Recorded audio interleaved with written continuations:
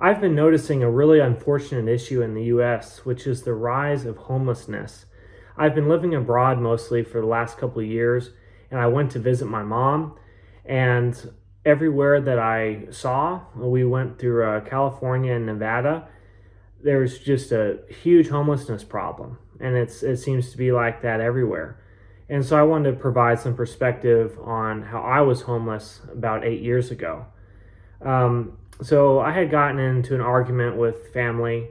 I was really heavy into drugs at this time and was, I'm sure I was a nightmare to live with as well.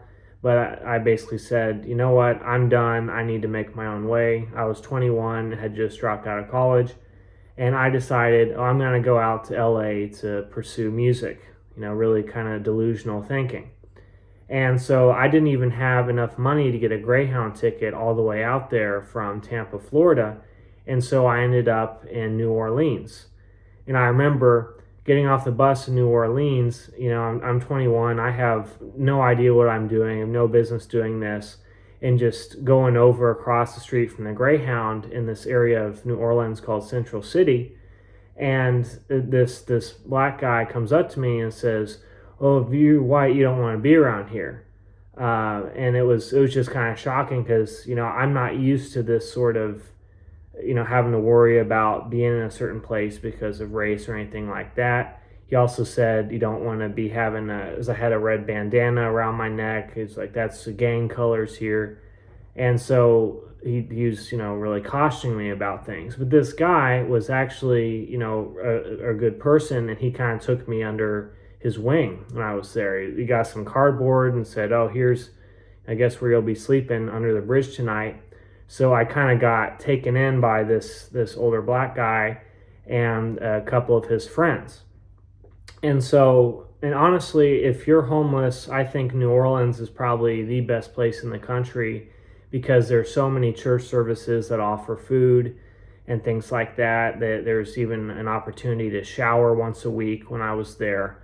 So, like some kind of outreach organization that would allow for people to do that. So, it definitely would be the best place to be homeless, in my opinion. But unfortunately, things took a bad turn pretty quickly. I'm sleeping under a bridge here.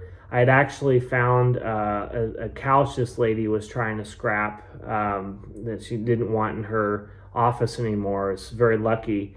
I was with another friend of mine. He was rolling his gurney, and she said, I'll give you guys $10 each to take my couch out. And so I had some strokes of luck for sure. But so I was sleeping under the bridge on this couch, and then one day, one of my homeless friends had his pit bull tied up, and the dog got off the leash. It was a younger dog, and it didn't really know not to go out in traffic and stuff. And so the dog got itself untied from where he had put him. And I was petting the dog a bit, and unfortunately I didn't tie the dog back up. Obviously, I didn't do anything wrong. I didn't untie the dog. It had gotten itself untied. But the older black guy had seen me petting the dog, and then later that day, unfortunately, the dog ran out into the middle of the road, got hit by a car. It's a horrible, gory incident.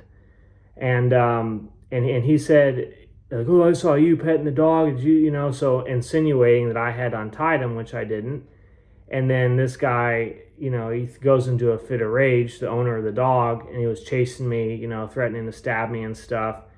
I was like, oh my God, I've never been in that kind of stress before. And another thing that started happening was people would steal my belongings when I would sleep. If I didn't sleep on top of my stuff, someone would grab it in the night. Like they grab my skateboard, grab some clothes and crap like that. It's terrible.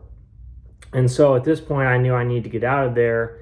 And I found that one of the outreach workers said, okay, if you can provide a place, like if somebody says that you have a place to stay, that they would buy people's bus tickets so they wouldn't be homeless anymore.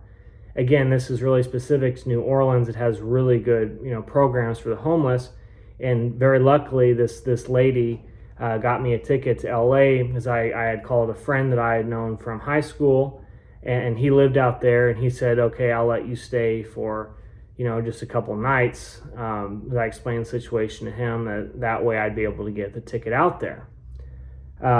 So I ended up going out there, but when I was stopping over in Phoenix, a horrible thing happened. The rest of my stuff, which included my computer and my backpack, it got stolen when I left my bag unattended for a second at the Greyhound bus station in Phoenix.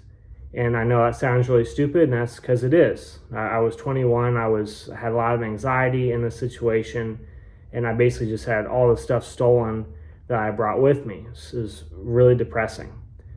So by the time I got out to LA and I stayed with my friend, I did still have my cell phone, luckily, because that had been in my pocket in my wallet. So I wasn't totally, out of like I wasn't in the worst situation possible, but it was still sad that I had everything else stolen.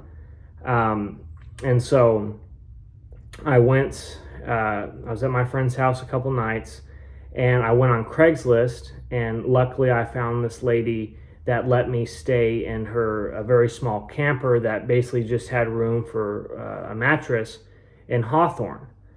And, I was very lucky about this too. I think, Craigslist is a really good resource for homeless people. But so I stayed in her trailer for a little bit. I went into LA. I was, at this point, I had my aunt was sending me like Taco Bell, fast food,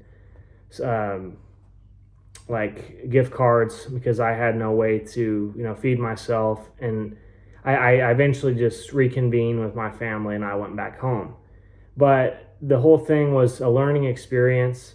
It was very depressing to lose my computer and clothes and skateboard, but it definitely taught me not to just be some stupid kid and just, I'm gonna go hit the street, and it's especially hard when you're not, having people looking out for you and stuff like that. And LA is a much more terrible place to be homeless than New Orleans. But anyway, that's just my story about that.